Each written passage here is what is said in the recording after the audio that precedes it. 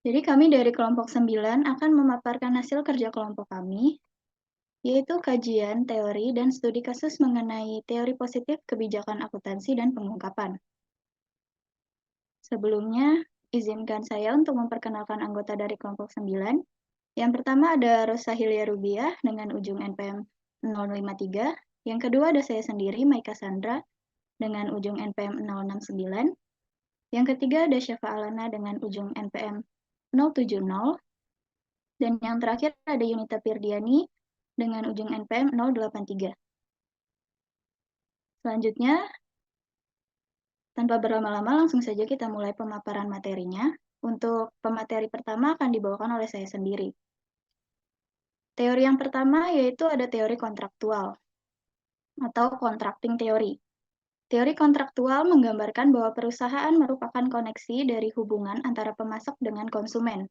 Dalam teori ini, perusahaan dibutuhkan karena biaya transaksi yang dikeluarkan oleh individu akan lebih sedikit jika dilakukan melalui perantara organisasi yang mengelola kontrak dengan pemasok, dibandingkan dengan individual melakukannya secara mandiri.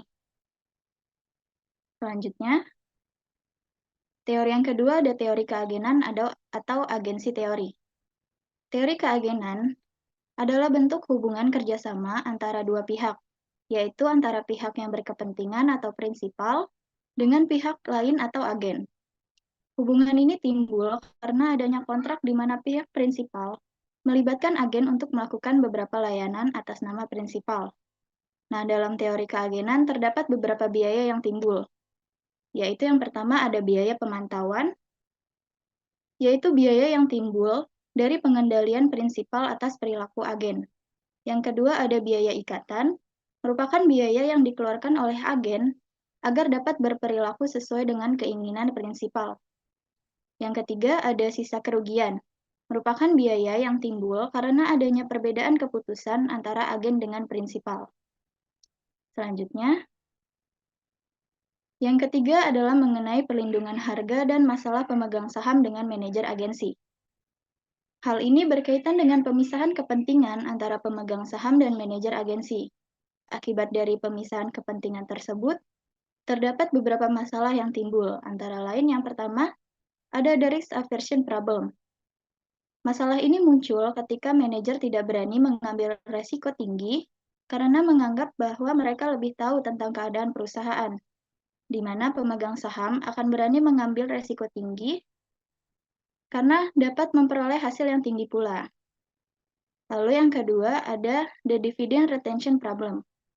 Masalah ini muncul karena perbedaan pendapat mengenai jumlah pembagian dividen antara manajer dengan pemegang saham, di mana pemegang saham menginginkan dividen yang tinggi sebagai hasil timbal balik dari modal yang sudah mereka tanam. Sedangkan manajer menginginkan dividen yang rendah agar dana sisanya dapat digunakan untuk membangun perusahaan. Masalah yang ketiga ada the horizon problem. Masalah ini muncul karena perbedaan pandangan antara manajer dengan pemegang saham.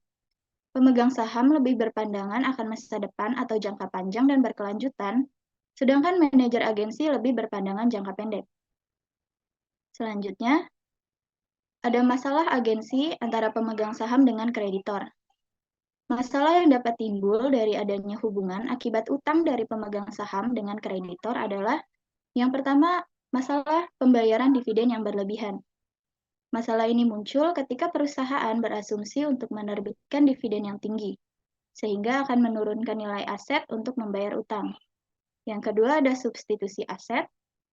Masalah ini timbul karena pemegang saham mengambil resiko tinggi dengan meminjam kepada kreditor untuk berinvestasi di proyek dengan nilai dan resiko yang tinggi. Yang ketiga ada kurangnya investasi. Sebaliknya dengan masalah yang kedua, masalah ini timbul ketika pemegang saham memiliki utang yang lebih tinggi, tetapi tidak mau berinvestasi untuk menambah dana untuk membayar utang. Yang ketiga yang terakhir ada pencairan klaim. Masalah ini timbul ketika perusahaan menerbitkan utang yang lebih tinggi daripada sebelumnya, sehingga memperkecil porsi aset yang bisa diklaim dan perusahaan akan sulit membayar utang. Selanjutnya, ada kontrak ex post oportunisme versus ex ante efisien. Ada dua pendekatan mengenai kontrak. Yang pertama dalam pendekatan ex post, menempatkan kontrak dari perusahaan seperti yang diberikan dan berpendapat bahwa agen memiliki kewenangan untuk mentransfer kekayaan dari prinsipal karena persyaratan kontrak dan negosiasi ulang sudah dianggap tidak mampu untuk menyelesaikan atau menghilangkan manfaat yang diperoleh. Sedangkan dalam pendekatan ex ante, teori keagenan berpendapat bahwa agen mengakui jika mereka mencoba untuk mentransfer kekayaan dari prinsipal, mereka akan dihukum, karena itu merupakan aktivitas di masa depan, sehingga kontrak ini dapat membatasi perilaku agen. Selanjutnya, yang terakhir ada teori sinyal atau signaling theory. Nah, teori ini menjelaskan bahwa isyarat atau sinyal merupakan suatu tindakan yang dilakukan oleh pihak manajemen perusahaan untuk memberikan petunjuk bagi para investor tentang bagaimana prospek manajemen di masa mendatang untuk membantu para investor dalam pengambilan keputusan. Salah satu contoh dari sinyal ini dapat berupa penjualan saham. Dapat dilihat ketika suatu perusahaan menjual saham lebih sering, maka dapat dikatakan bahwa prospek perusahaan tersebut kurang menguntungkan. Hal ini karena perusahaan yang sering menawarkan penjualan saham, berarti nilai sahamnya akan menurun dan ini merupakan sinyal negatif bagi investor. Selanjutnya, untuk pemaparan materi selanjutnya akan dilanjutkan oleh Rosa.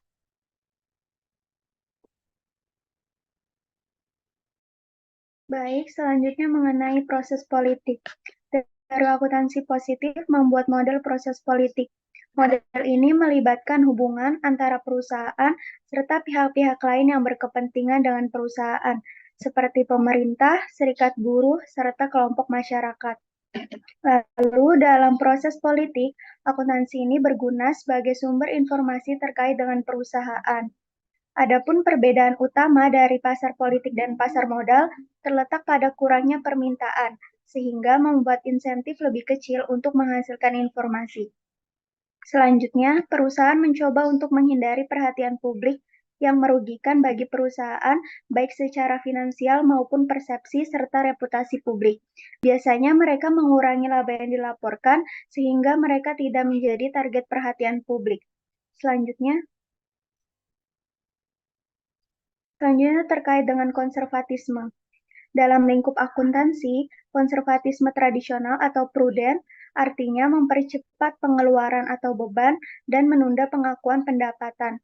Konservatisme muncul karena adanya persyaratan yang memaksakan adanya tingkat verifikasi pendapatan yang lebih tinggi jika dibandingkan dengan beban yang berfungsi untuk mengurangi laba yang dilaporkan. International Accounting Standard Board atau IASB berpendapat bahwa dalam akuntansi konservatif yang bias tidak mengungkapkan gambaran yang sebenarnya mengenai keuangan perusahaan dan mengurangi informasi yang tersedia serta berguna bagi investor. Mereka mengusulkan pengakuan yang tepat waktu atas keuntungan maupun kerugian yang diperoleh oleh perusahaan. Selanjutnya,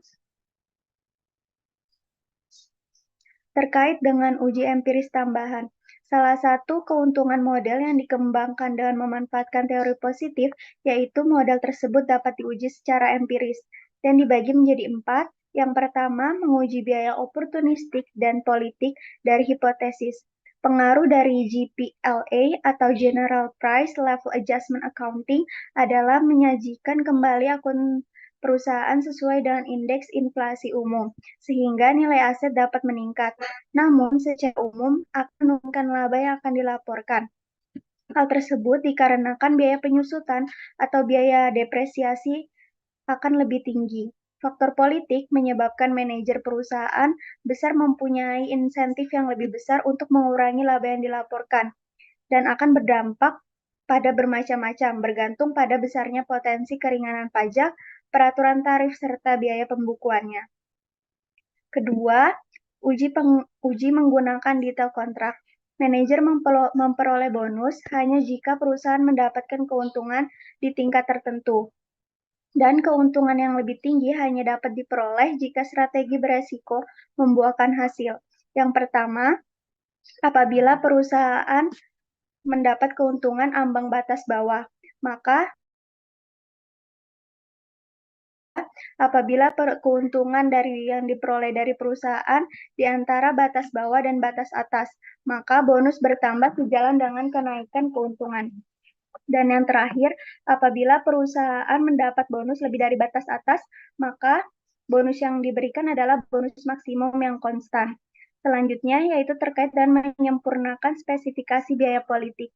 Godfrey dan Jones melakukan investigasi insentif bagi perusahaan untuk mengadakan pelaporan laba yang operasi yang mulus atau lancar. Mereka menemukan bahwa manajer perusahaan dan serikat bekerja yang tinggi dan subjek biaya politik berkaitan dengan pekerja berusaha untuk mempengaruhi kemungkinan transfer kekayaan dengan memuluskan pelaporan laba operasi bersih.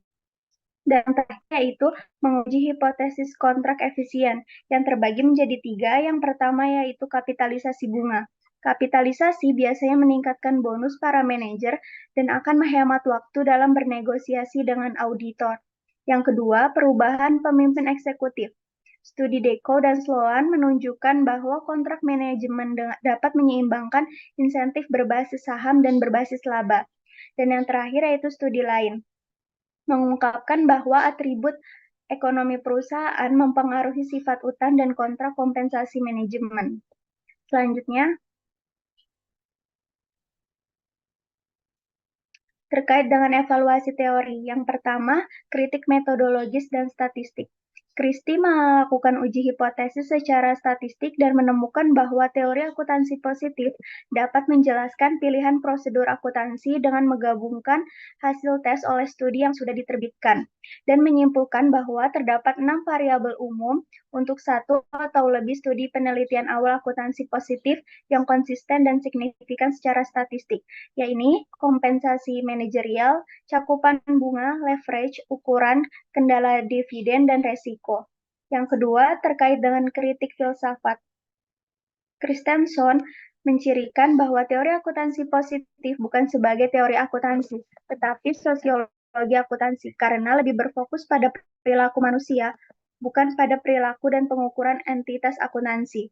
Sejumlah penelitian telah memberi pandangan bahwa metodologi teori akuntansi positif tidak lagi sesuai dengan tujuan yang dimaksudkan, yaitu untuk melayani publik, dan positifme tidak lagi dianggap serius. Selanjutnya, untuk isu untuk auditor. Auditor memiliki peran mengikat dan memantau dalam teori keagenan. Tuntutan audit dapat dijelaskan dengan teori keagenan sebagai bagian dari pemantauan aktivitas dan biaya. Penelitian juga menunjukkan bahwa auditor dengan kualitas lebih tinggi dibutuhkan dalam situasi ketika klien ingin memberikan informasi bahwa akun mereka memiliki kualitas yang lebih tinggi, terdapat agensi yang kuat, atau mekanisme kontrol yang lemah. Auditor spesialis industri dapat menuntut biaya lebih tinggi dalam melakukan audit. Sekian materi yang dapat saya sampaikan, selanjutnya akan dilanjutkan oleh rekan saya. Selanjutnya yaitu studi kasus mengenai pengaruh kepemilikan manajerial, kepemilikan institusional, growth opportunity, dan profitabilitas terhadap konservatisme akuntansi pada perusahaan BUMN yang terdaftar di BEI tahun 2012 sampai dengan 2018. Latar belakangnya, standar akuntansi keuangan memberikan kebebasan bagi perusahaan untuk memilih metode akuntansi yang digunakan dalam membuat laporan keuangan.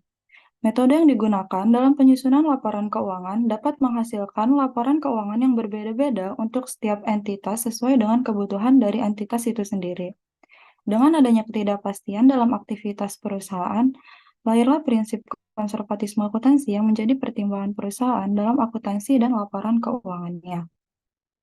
Menurut FASB, konservatisme didefinisikan sebagai suatu tindakan kehati-hatian bagi perusahaan dalam menghadapi ketidakpastian dan risiko di lingkungan bisnis. Dalam memprediksi ketidakpastian ekonomi di masa yang akan datang, manajemen harus berhati-hati saat menyajikan laporan keuangan perusahaan. Hal tersebut dikarenakan adanya kemungkinan manajemen dalam memanipulasi laporan keuangan. Pelaporan konservatif dalam satu periode mengimplikasikan pelaporan non-konservatif beberapa periode berikutnya. Sebagai contoh, yaitu membebankan sepenuhnya penyusutan suatu aset yang memiliki kemungkinan manfaat ekonomis di masa yang akan datang, akan mengurangi jumlah laba pada periode pencatatan transaksi, sehingga menjadi lebih konservatif. Namun, laba pada periode berikutnya akan menjadi kurang atau overstate karena biaya yang berkaitan telah dibebankan sepenuhnya dalam periode berikut sebelumnya. Adapun beberapa faktor yang diduga dapat mempengaruhi perusahaan dalam melakukan konservatisme akuntansi yaitu kepemilikan manajerial, kepemilikan institusional, growth opportunities, dan profitabilitas. Landasan teori yang pertama yaitu teori akuntansi positif. Teori akuntansi positif berupaya menjelaskan sebuah proses yang menggunakan kemampuan, pemahaman, dan pengetahuan akuntansi serta penggunaan kebijakan akuntansi yang paling sesuai untuk menghadapi kondisi tertentu di masa mendatang. Teori akuntansi positif pada prinsipnya beranggapan bahwa tujuan dari teori akuntansi adalah untuk menjelaskan dan memprediksi praktik-praktik akuntansi. Teori akuntansi positif ini merupakan studi lanjutan dari teori akuntansi normatif karena kegagalan normatif dalam menjelaskan fenomena praktik yang terjadi secara nyata. Teori akuntansi positif menyatakan bahwa setiap orang harus memaksimalkan keuntungan mereka.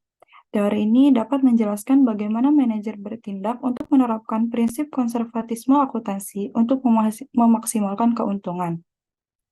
Terdapat 3 hipotesis dalam teori akuntansi positif, meliputi plain bonus, debt covenant, dan political cost, yang dapat dijelaskan melalui kepemilikan manajemen, kepemilikan institusional, growth opportunity, dan profitabilitas.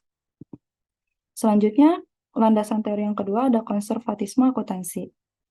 PSAK menjadi pemicu timbulnya penerapan prinsip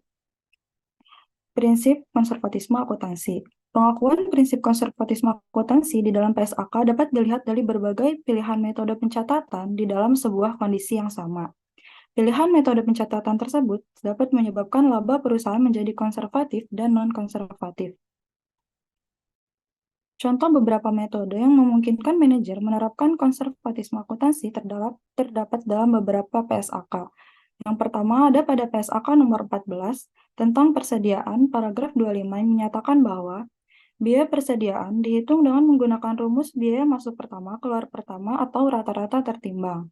Di antara dua metode tersebut, metode rata-rata tertimbang merupakan metode yang paling konservatif karena menghasilkan biaya persediaan akhir yang lebih kecil dan mengakibatkan harga pokok penjualan menjadi lebih tinggi, sehingga laba yang dihasilkan menjadi lebih rendah.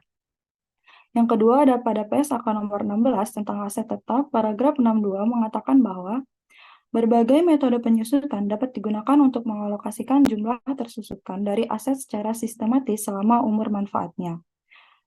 Metode tersebut antara lain metode garis lurus, metode saldo menurun, dan metode unit produksi. Metode penyusutan garis lurus menghasilkan pembebanan yang tetap selama umur manfaatnya. Metode saldo menurun menghasilkan pembebanan yang menurun selama umur manfaat aset, dan metode unit produksi menghasilkan pembebanan berdasarkan penggunaan atau output yang diperkirakan dari aset.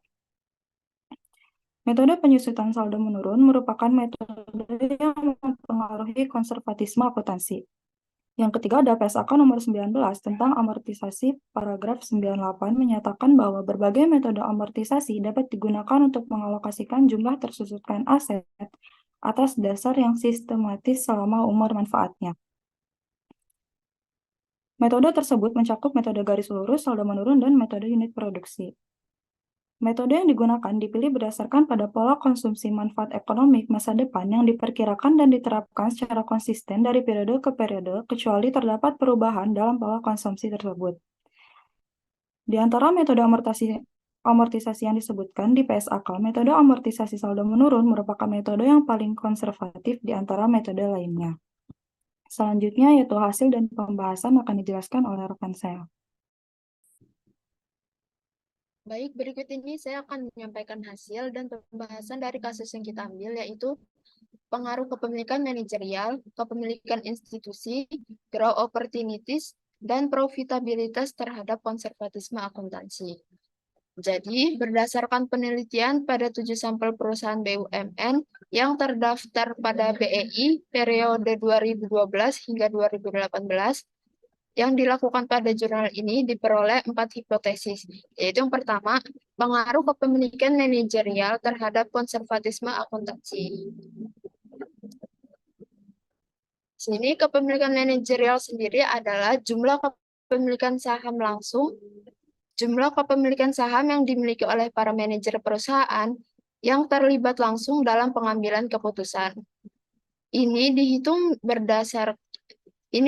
dengan cara membagi persentase saham yang dimiliki oleh manajemen dengan total saham yang beredar. Jika manajemen memiliki lebih banyak saham, perusahaan cenderung menerapkan metode akuntansi yang kurang konservatisme. Itu sebabnya, ketika kepemilikan manajerial meningkat, penggunaan metode akuntansi yang lebih konservatisme bisa berkurang, karena manajer mungkin cenderung membuat laporan keuangan terlihat lebih baik untuk mendapatkan bonus. Dari penelitian ini, diperoleh hasil bahwa kepemilikan manajerial tidak berpengaruh secara signifikan terhadap konservatisme akuntansi. Ini dikarenakan BUMN adalah perusahaan yang mayoritas sahamnya dimiliki oleh negara, sehingga direktur dan manajer memiliki persentase saham beredar yang relatif kecil, tidak lebih dari 41% dari jumlah total saham yang beredar. Artinya, direktur dan manajer pada perusahaan tersebut lebih berhati-hati ketika melakukan manajemen laba karena pengawasan terhadap manajemen sangat ketat. Terus hipotesis yang kedua, pengaruh kepemilikan institusional terhadap konservatisme akuntansi. Kepemilikan institusional adalah saham perusahaan yang dimiliki oleh lembaga seperti bank, perusahaan asuransi, atau perusahaan investasi. Kepemilikan institusional ini seharusnya membantu mengawasi kinerja manajemen perusahaan dan mendorong mereka untuk menerapkan prinsip akuntansi yang konservatif. Ini dapat dihitung dengan membagi jumlah saham yang beredar lembaga-lembaga ini dengan total saham yang beredar. Semakin tinggi kepemilikan institusional, maka semakin besar kemungkinan perusahaan menerapkan prinsip akuntansi yang konservatif. Ini karena lembaga-lembaga ini memiliki peran pengawasan yang bisa mencegah manajemen melaporkan laba yang tidak sesuai dengan kenyataan. Di sini, kepemilikan institusional berpengaruh signifikan terhadap konservatisme akuntansi. Namun, ini memiliki dampak yang positif terhadap akrual non-operasi, yang menunjukkan bahwa perusahaan menjadi kurang konservatif seiring dengan meningkatnya kepemilikan institusional dan nilai akrual non-operasional yang meningkat. Hal tersebut memperjelas peran lembaga institusi sebagai pihak pengawas manajemen memiliki kemungkinan berpartisipasi dalam melakukan tindak manajemen laba perusahaan. Maka dari itu, diperlukan juga pengawasan dari pihak luar seperti BPK, OJK, BEI, dan Menteri Keuangan. Selanjutnya, hipotesis yang ketiga yaitu pengaruh growth opportunities terhadap konservatisme akuntansi. Growth opportunities berarti peluang pertumbuhan suatu perusahaan. Peluang pertumbuhan yang tinggi seringkali memerlukan investasi yang besar, dan ini dapat mendorong manajemen untuk menerapkan prinsip-prinsip akuntansi yang konservatif dalam mengelola dana untuk investasi. Penilaian growth opportunity didasarkan pada pasar terhadap nilai buku ekuitas atau market to book value of equity. Investasi yang dilakukan perusahaan saat ini dinilai positif oleh pasar karena diharapkan akan meningkatkan aliran kas di masa depan. Di sini, pengaruh growth opportunities berpengaruh signifikan terhadap konservatisme akuntansi. Hal ini mendukung gagasan yang berpendapat bahwa perusahaan-perusahaan konservatif biasanya memiliki cadangan simpanan yang dapat digunakan untuk membiayai investasi yang memacu pertumbuhan perusahaan. Perusahaan perlu lebih fokus pada peluang pertumbuhan atau growth opportunities. Karena hal ini akan meningkatkan kualitas laba dan menempatkannya di atas keuntungan investasi. Hipotesis yang terakhir, Pengaruh profitabilitas terhadap konservatisme akuntansi. Profitabilitas adalah ukuran untuk menilai sejauh mana perusahaan bisa mendapatkan keuntungan dalam periode waktu tertentu. Jika profitabilitas tinggi, berarti perusahaan mendapatkan banyak keuntungan, dan ini juga berarti harus membayar banyak pajak. Oleh karena itu, perusahaan dengan profitabilitas tinggi cenderung menerapkan prinsip akuntansi yang lebih hati-hati untuk mengurangi pajak dan biaya politis yang tinggi.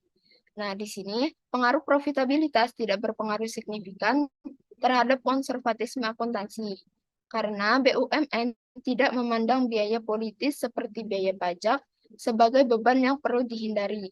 Oleh karena itu, profitabilitas dalam BUMN tidak mempengaruhi konservatisme akuntansi. Selanjutnya yaitu kesimpulan.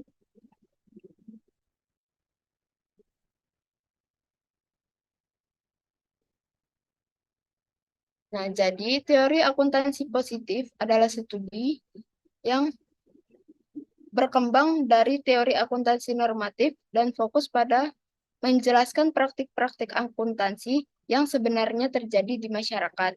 Ini melibatkan penelitian empiris untuk mencari kebijakan akuntansi yang memberikan manfaat maksimal bagi manajer, investor, dan masyarakat. Teori akuntansi positif memperhatikan teori kontrak, teori keagenan, perlindungan harga, masalah pemegang saham dan manajer, masalah agensi pemegang saham dengan kreditor, perbedaan antara kontrak oportunisme dan efisiensi, teori signaling, proses politik, konservatisme, standar akuntansi, dan biaya agensi dalam upaya memahami dan menjelaskan praktik akuntansi sehari-hari. Berdasarkan analisis pada studi kasus, menunjukkan bahwa konservatisme akuntansi secara signifikan dipengaruhi oleh kepemilikan institusional dan growth opportunities. Sedangkan kepemilikan manajerial atau profitabilitas tidak berpengaruh secara signifikan.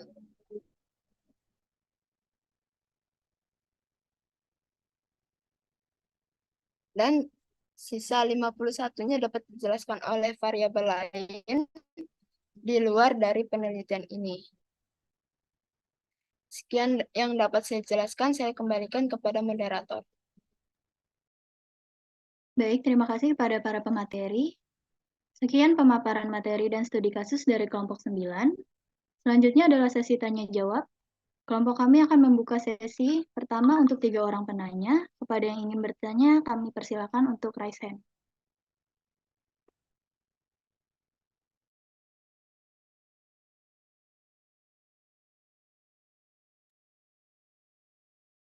Baik, sudah ada 3 penanya pertama. Kepada Weni, dipersilahkan.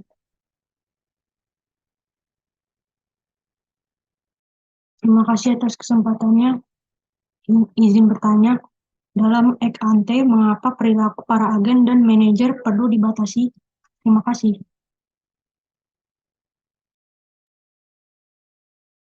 Baik, terima kasih Weni.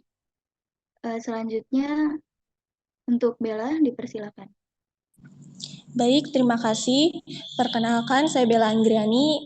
Tadi kan disebutkan bahwa teori signal merupakan suatu tindakan yang dilakukan oleh manajer untuk memberikan petunjuk kepada investor. Nah, pertanyaan saya, bagaimana teori signal ini dapat memberikan informasi kepada investor tersebut, dan apakah teori signal ini juga dapat mempengaruhi harga saham suatu perusahaan? Apakah cukup jelas? Iya, cukup jelas. Untuk pertanyaannya nanti bisa di-drop di grup saja ya. Baik, terima kasih. Selanjutnya, Siska, dipersilakan. Baik, terima kasih. Mungkin pertanyaan saya masih berkaitan dengan pertanyaan Bella. Jadi pertanyaan saya, apakah teori sinyal kebanyakan diterapkan oleh manajemen perusahaan dalam hal penjualan saham saja? Dan saat kondisi apa saja manajemen saham menerapkan teori sinyal tersebut? Apakah jelas? Iya, terima kasih Siska. Pertanyaannya bisa di-drop di grup. Untuk sesi pertama ini 3 penanya dulu. Nanti akan kami buka sesi kedua. 3 penanya lagi. Sebelumnya, izinkan kelompok kami untuk berdiskusi terlebih dahulu. Ya, baik.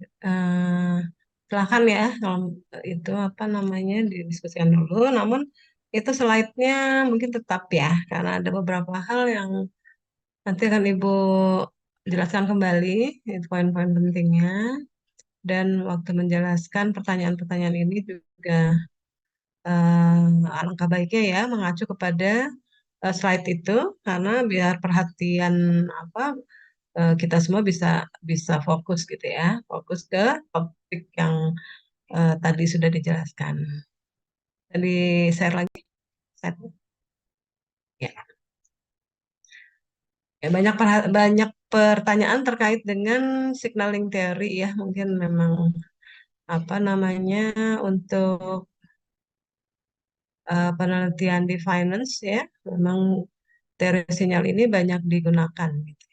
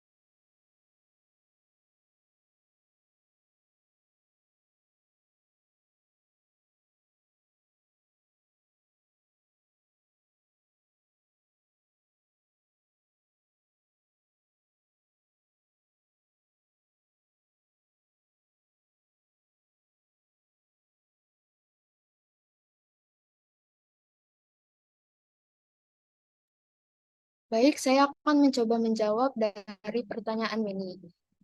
Pertanyaannya dalam ex ante, mengapa perilaku para agen dan manajer perlu dibatasi?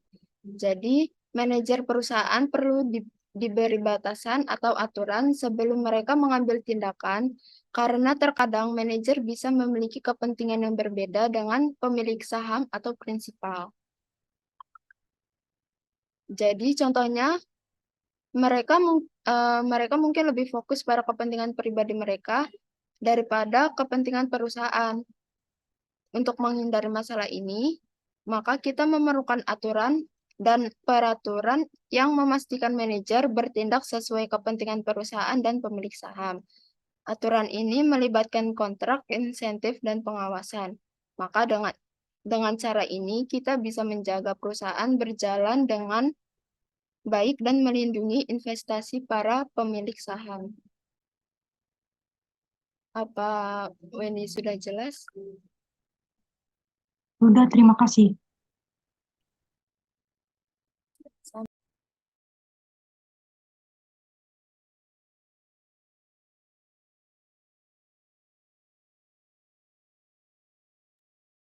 Baik, saya akan mencoba menjawab pertanyaan dari Bella. Bagaimana teori sinyal ini dapat memberikan informasi untuk investor? Apakah teori sinyal ini juga dapat mempengaruhi harga saham suatu perusahaan? Perusahaan menggunakan laporan keuangan tahunan untuk memberikan sinyal berupa informasi kepada investor tentang bagaimana kondisi perusahaan dan apa saja yang telah mereka lakukan untuk memenuhi keinginan pemiliknya. Ketika informasi ini diumumkan, investor akan menginterpretasinya sebagai sinyal baik atau buruk. Jika itu sinyal baik, investor mungkin ingin membeli saham perusahaan dan ini dapat membuat harga saham naik. Tapi jika itu sinyal buruk, investor mungkin akan menjual saham mereka yang bisa membuat harga saham turun. Jadi, teori sinyal ini juga dapat mempengaruhi harga saham perusahaan tergantung pada bagaimana investor merespon informasi yang diberikan oleh perusahaan. Apakah sudah jelas? Sudah, terima kasih.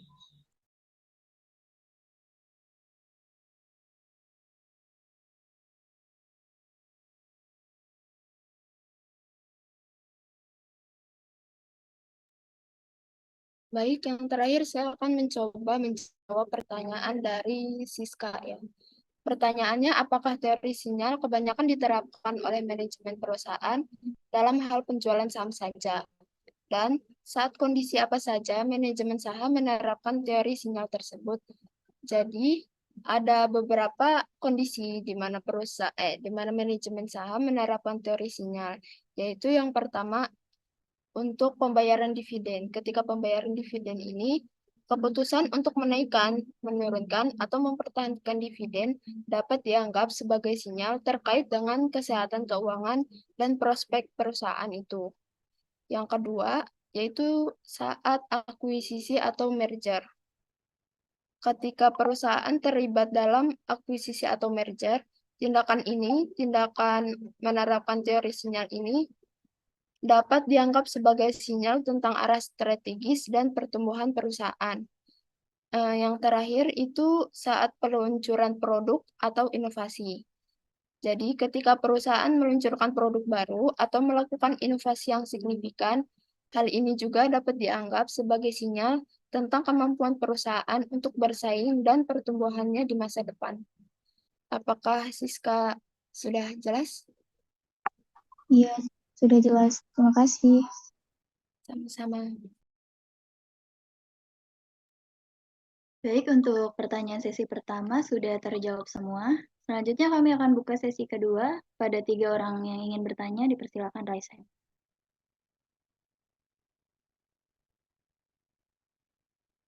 Baik, di sini ada 3 orang penanya. Pada Mayomi, dipersilakan. Baik, terima kasih atas kesempatannya. Izin bertanya, di bagian perlindungan harga dan pemegang saham itu kan ada salah satu masalahnya, yaitu the risk aversion problem. The risk aversion problem itu kan masalah yang muncul ketika manajer lebih memilih risiko yang lebih rendah dari pemegang saham. Pertanyaannya, bisa nggak berikan contoh masalah dari the risk aversion tersebut?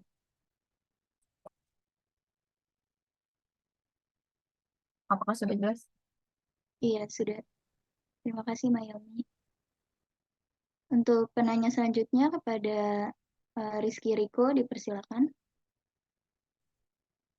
Baik, izin bertanya. Jika terjadi konflik kepentingan antara pemegang saham dan manajer dalam masalah seperti yang tadi, masalah seperti risk aversion, dividend retention, dan horizon problem, apakah hal tersebut dapat mempengaruhi keputusan dalam perusahaan?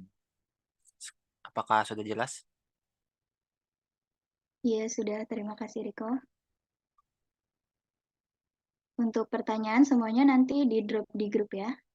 Yang terakhir kepada Dini, dipersilakan. Baik, terima kasih moderator atas kesempatannya. Saya izin bertanya, di bagian perlindungan harga dan masalah pemegang saham atau manajer agensi ini ada the dividend retention problem. Nah, yang ingin saya tanyakan, apakah ada strategi yang harus dilakukan perusahaan untuk mengatasi atau mengurangi masalah tersebut? Dan jika strateginya lebih dari satu, mana strategi yang paling efektif? Itu saja. Iya, terima kasih kepada para penanya. Izinkan kami dari kelompok 9 untuk berdiskusi terlebih dahulu.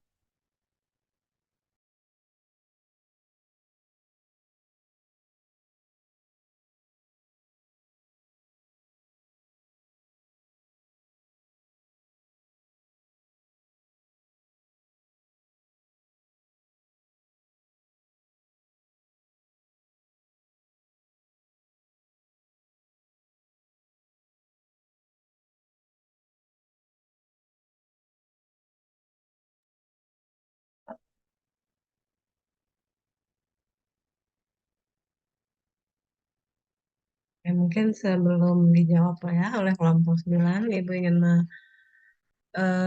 menjelaskan lebih detail lah mungkin ya terkait dengan ini. Karena ini ketiga hal ini kemudian apa istilahnya banyak kemudian diteliti ya. Penelitian-penelitian banyak muncul dalam kerangka positive accounting theory ini ya, PET itu terkait dengan isu-isu the risk aversion problem gitu ya, kemudian the horizon problem dan the dividend retention problem. Yang pertama mungkin terkait dengan the risk aversion problem. Maksudnya adalah bahwa manajer sebenarnya itu lebih memilih menolak resiko begitu, ya. Sementara pemegang saham justru pengen yang lebih menantang begitu ya. Ya, jadi kenapa kok bisa terjadi hal itu? Ya, kita lihat bahwa high risk high return. Ya, itu teori yang sampai hari ini itu dipegang oleh para investor, ya, para pemegang saham, para prinsipal. Mereka tentunya ingin punya high return, ya, karena high return dihasilkan dari yang high risk, gitu. Jadi mereka mau nggak mau lebih seneng, gitu ya, lebih seneng dengan yang berisiko tinggi, gitu.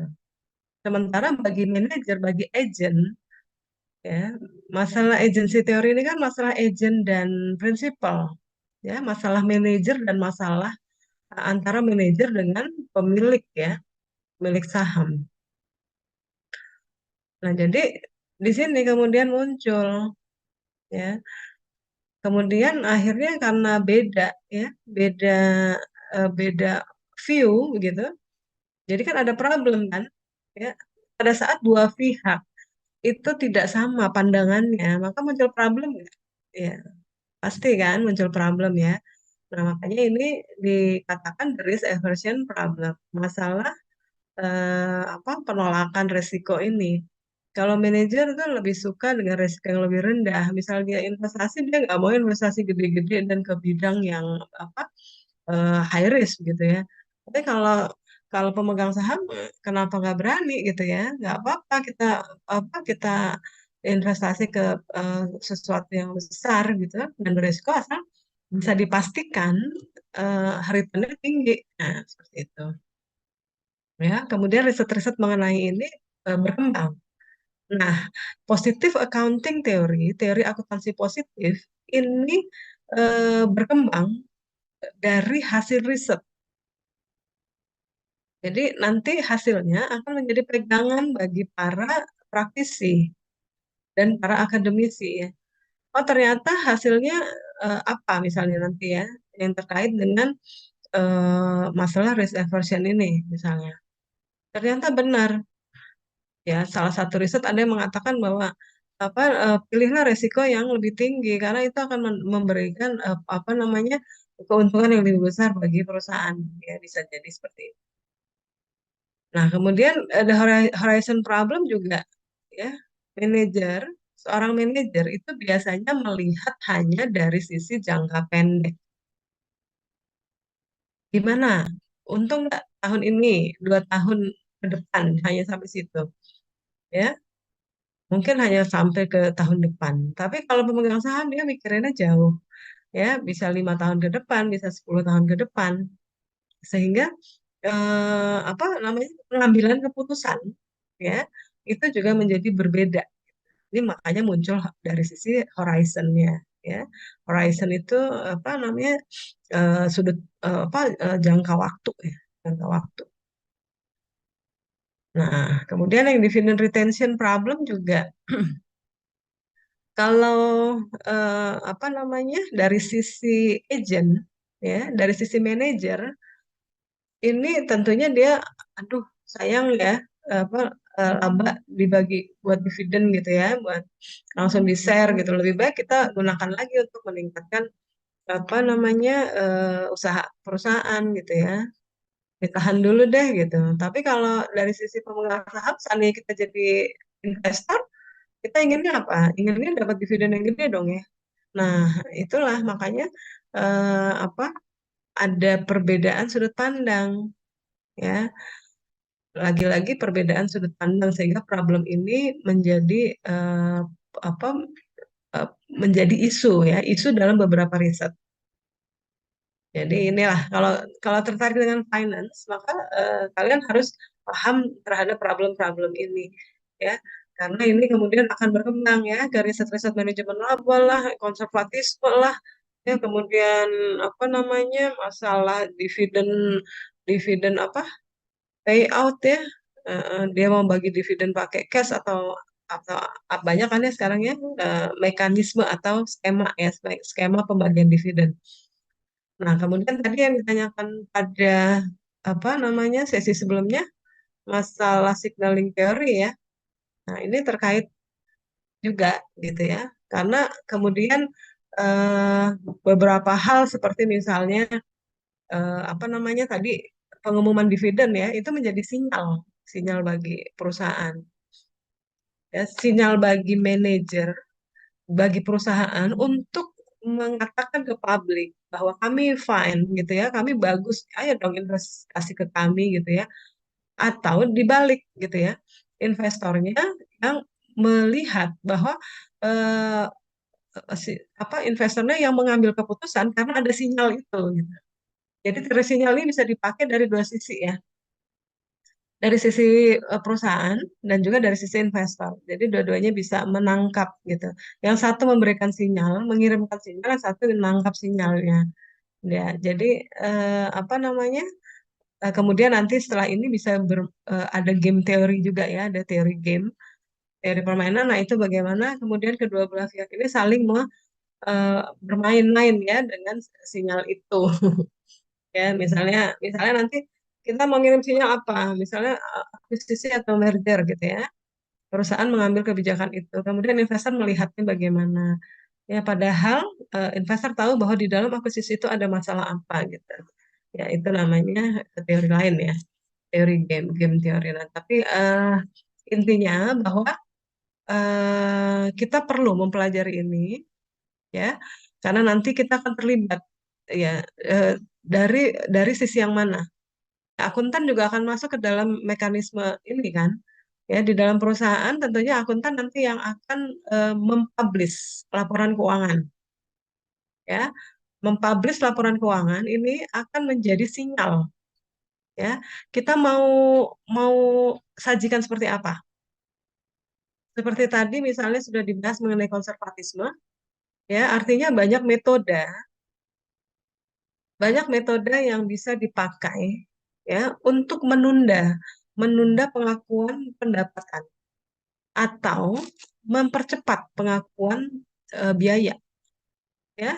Jadi tadi metodenya sudah disebutkan dalam case tadinya ya, tadi studi kasusnya melalui PSAK nomor 14 dan sebagainya ya, beberapa PSAK sudah memberikan pilihan ya. Jadi boleh gitu loh. Jadi kalau ada pertanyaan sebenarnya kita konservatif itu boleh apa enggak sih gitu ya. Karena kan berarti mengakui biaya duluan gitu ya daripada sementara pendapatan belakangan gitu ya. Ya boleh karena PSAK standar kita mengatur uh, apa metode-metode itu mempersilahkan memilih ya.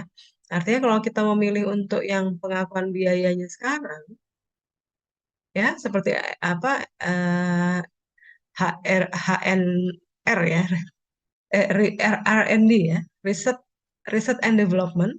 Nah, itu berarti pasti pengakuan biaya sekarang kan di periode ini. Ya, sementara manfaatnya nanti kan di periode berikutnya. Ya, itu bisa apa namanya merupakan salah satu bentuk implementasi dari konservatisme. Itu ya salah satu contohnya. Ya, mungkin demikian ya tambahannya. Mudah-mudahan ya apa bisa makin memperjelas lah penjelasan dari kelompok ini. Ya, silakan kalau Mas Milan udah siap.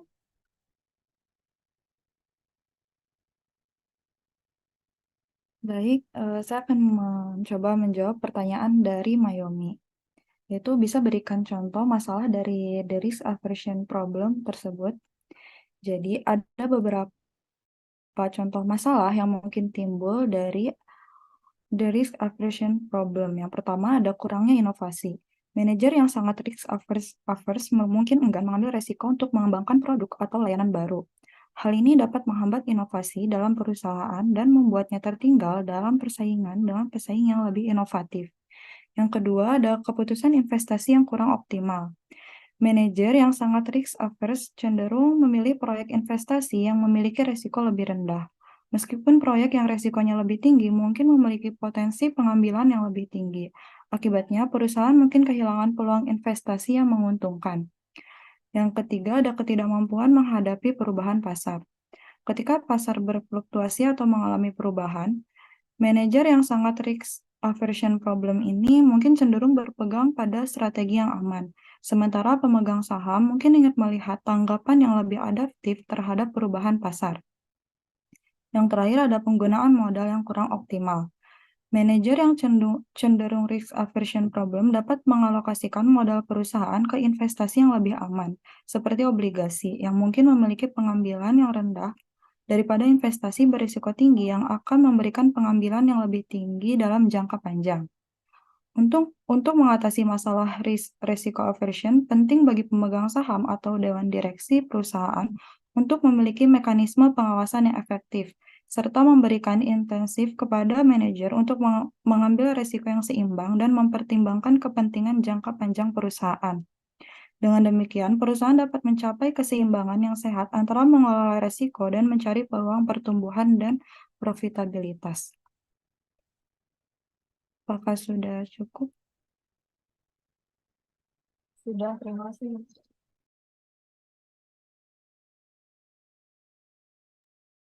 Baik, untuk selanjutnya saya akan mencoba menjawab pertanyaan dari Riko. Pertanyaannya, bagaimana konflik kepentingan antara pemegang saham dan manajer dalam masalah seperti risk aversion, dividend retention, dan horizon problem dapat mempengaruhi keputusan perusahaan. Nah, jadi konflik kepentingan antara pemegang saham dan manajer dapat mempengaruhi keputusan perusahaan. Karena baik antara pemegang saham maupun manajer pasti memiliki tujuan dan pandangan yang berbeda atau